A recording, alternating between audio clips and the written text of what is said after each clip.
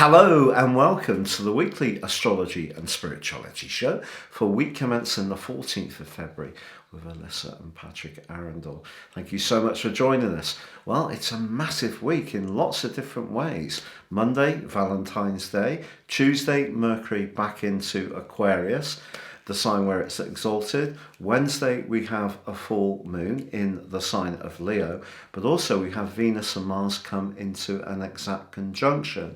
We have Uranus and Jupiter forging a brilliant link all week, very enterprising. And then on Friday, they become exact and the Sun makes its way into the final sign of its journey in the Western tropical calendar, moving into Pisces.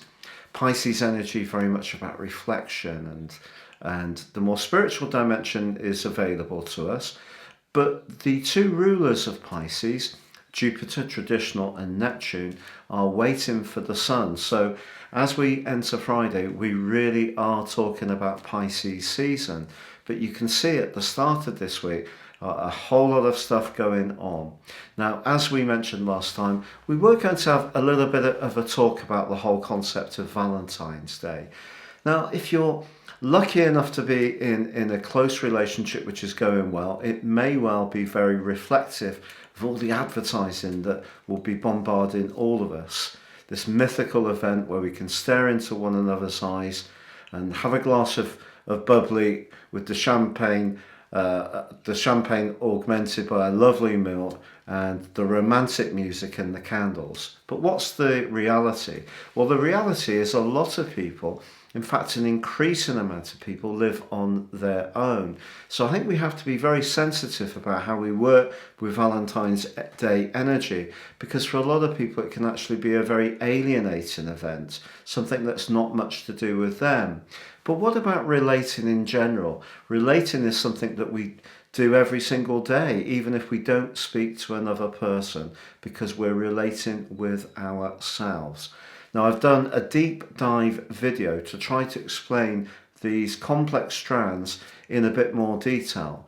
In astrology, and particularly on YouTube, there's a big focus on the ascendant, which is very much our individual selves, our body, how we connect to the world at large. But what about the other end of that axis, the seventh house? That's really about the relating, and that rarely gets a mention, certainly amongst the YouTube fraternity. So my video explores that. It explores the asteroids that are very much to do with relating. Now, it can be Pan in terms of desire. It may be that it's going to be Cupido in terms of our wish. It may be that it's Eros in terms of where we'd be most invested in a romantic, a more serious romantic way. But it can also be Juno, just how we like to relate to people, all along with that seventh house position. Then the seventh house is really a very Libran feel, so it's governed by the energy of Venus. So where Venus is in our natal horoscope, and whether it has helpful angles to it or more restrictive ones, will also tell us about our life journey. Is Venus in a sign that's more to do with independence, Sagittarius or Aquarius, or one that's more to do with stability, say another sign that it rules, like Taurus? So there's lots of different things that I will look at in a natal analysis to help people with their relationship situation, and you can see the link beneath this video. But I am talking about relating in general, not just a relationship. So I think there is something there for everyone, whatever your status, whatever the state of play in a romantic or friendship or family relating strand in your situation at the moment. I hope you'll find something there. But if you don't have someone that you feel that you will be relating to on a particularly intimate way on Monday, just know that we will be thinking about you. And of course, Tuesday we have Mercury return into the sign of Aquarius. Now, this is happening because of the retrograde that we had that began in January, and this is that was on the 14th. Then Mercury returned to Aquarius later in the month. Then it came out of retrograde, then out of shadow, the retrograde on the 3rd of February, out of shadow on the 5th, and now it's returning to Aquarius. if we think at the turn of the year, if we set our sights on some kind of plan or a goal, very Capricornian Mercury energy, and maybe then we had to execute it, the future, Aquarius, perhaps it's needed some modifications. We've had to sort of backtrack a little bit, rethink, things haven't gone quite to plan. I think really and truly, Mercury returning into Aquarius, before long, I think we're going to get a much clearer idea of exactly where this plan is going to end up. Then, of course, we have that full moon, which occurs on Wednesday. The full moon in Leo is a very warm and affectionate energy, but it's perhaps asking us to think about our time management in the next couple of weeks. That old maxim of we can't please all of the people all of the time comes into mind. And also, if we're spending too much time with our friends, not enough time focusing on our own individual needs or talents or a very close relationship, that may need realigning. Or if we have, perhaps due to COVID, found it difficult to mix and mingle and socialise, as things get pushed back a little bit, the next couple of weeks can be an opportunity for us to all fraternise a little bit more. And Aquarius is very much the sign of fraternity. And then, of course, the angle between Jupiter and Uranus. We've got this energy crisis, the cost of living crisis, and I think this is just asking us to continue to be as adaptive and think outside the box as best we can to manage our resources. And that brings us to the arrival of the Sun on Friday into the lovely sign of Pisces.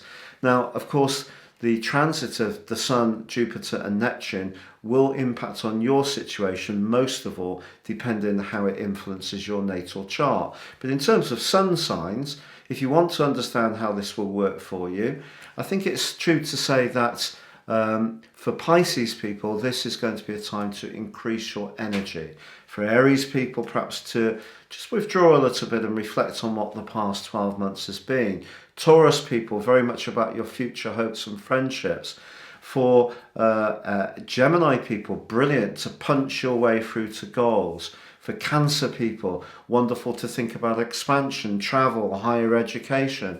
For Leos, maybe about longer term and shared finances. For Virgos, relationships. How wonderful for you. For Librans, very much thinking about the practicalities of life and making our life run smoothly.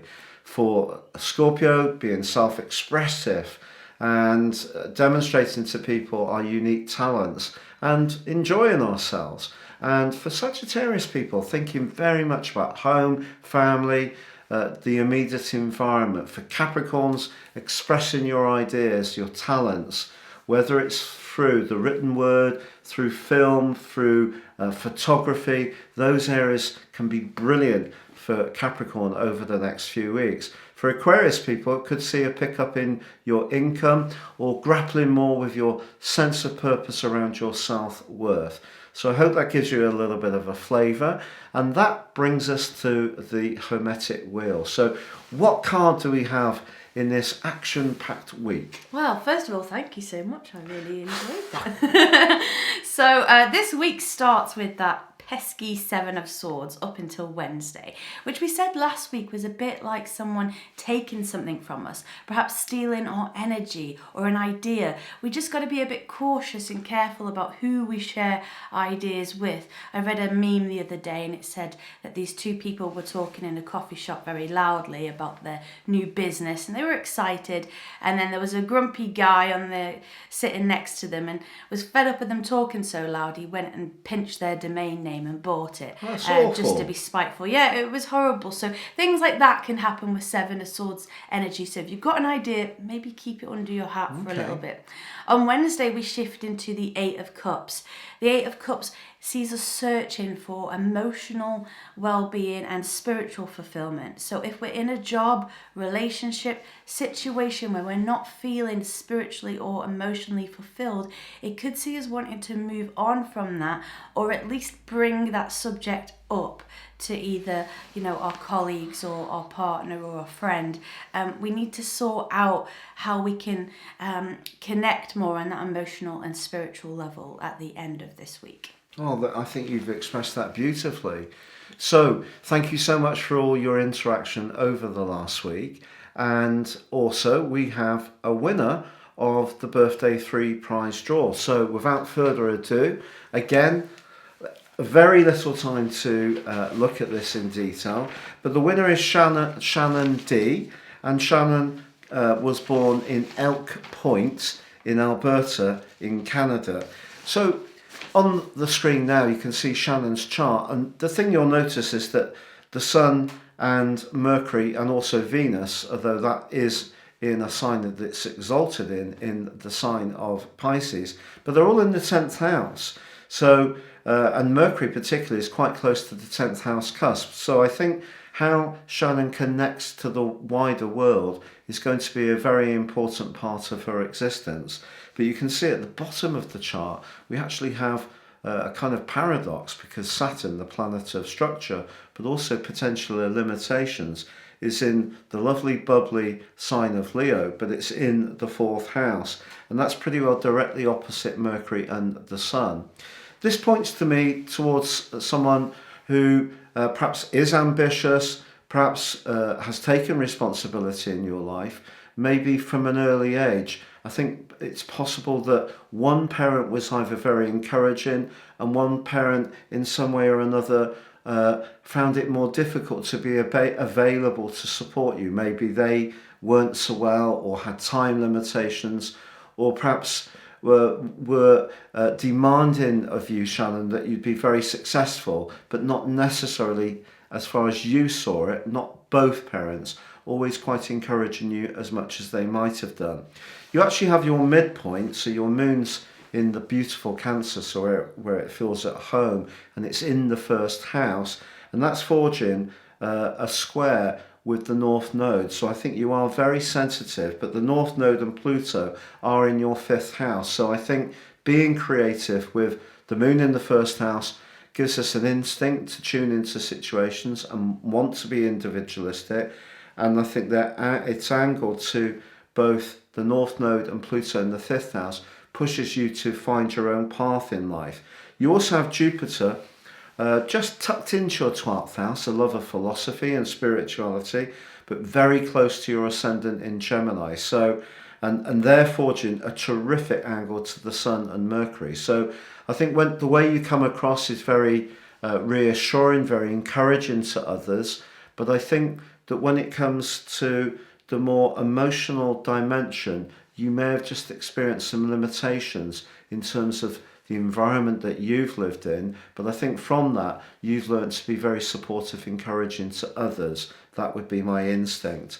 Now, in terms of your progress chart, the Sun has moved into the sign of Aries, and it's been there for around about 13 years. So if you think back to 13 years ago, the 30 years before that, the Sun would have gone through the sign of Pisces.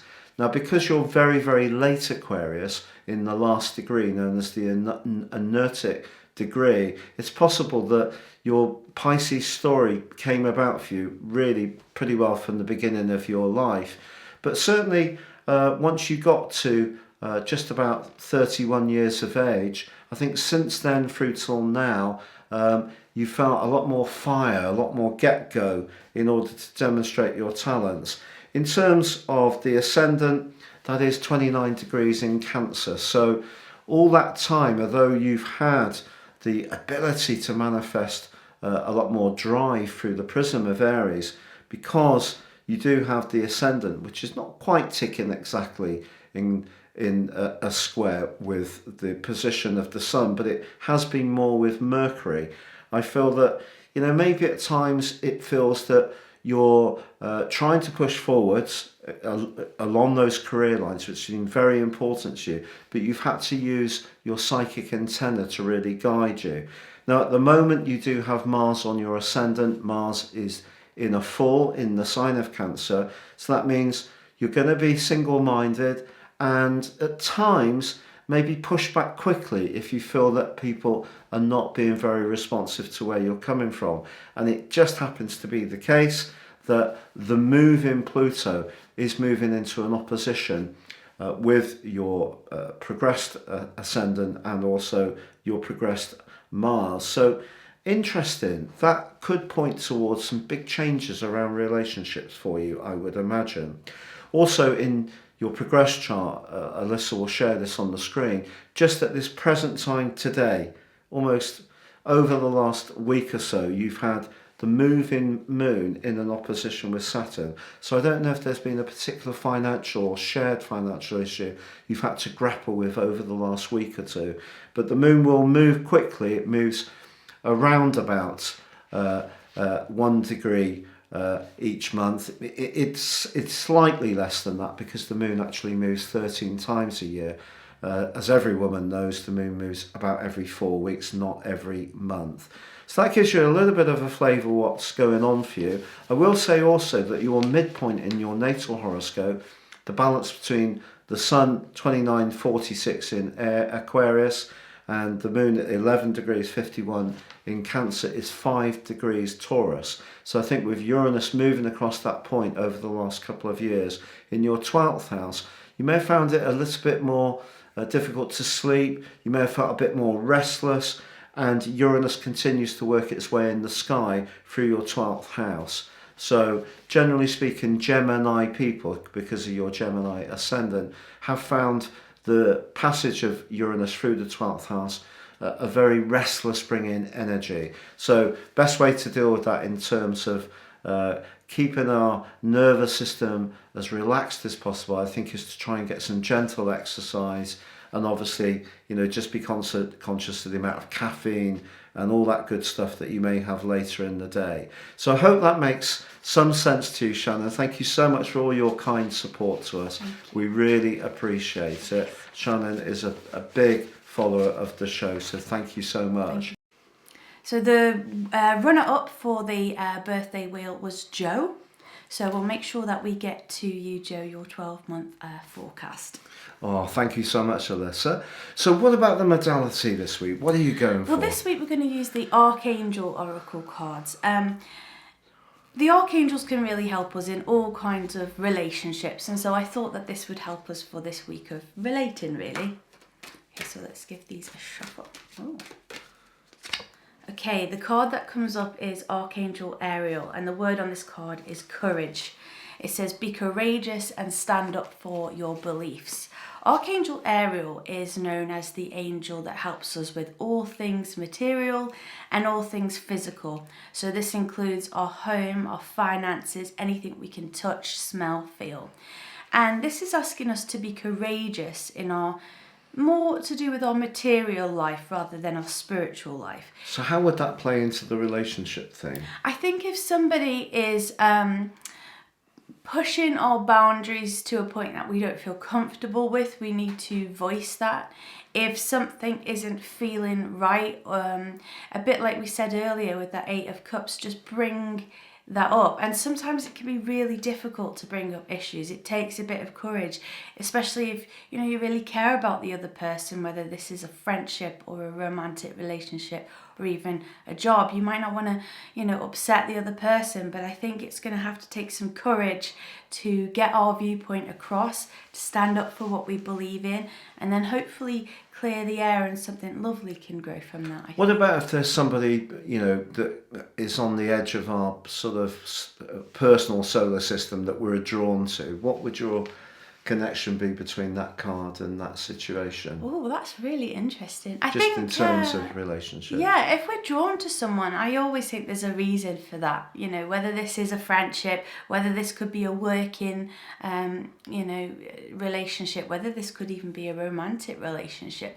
Having that bravery and courage, we all, I think, fear rejection a bit. Nobody likes rejection.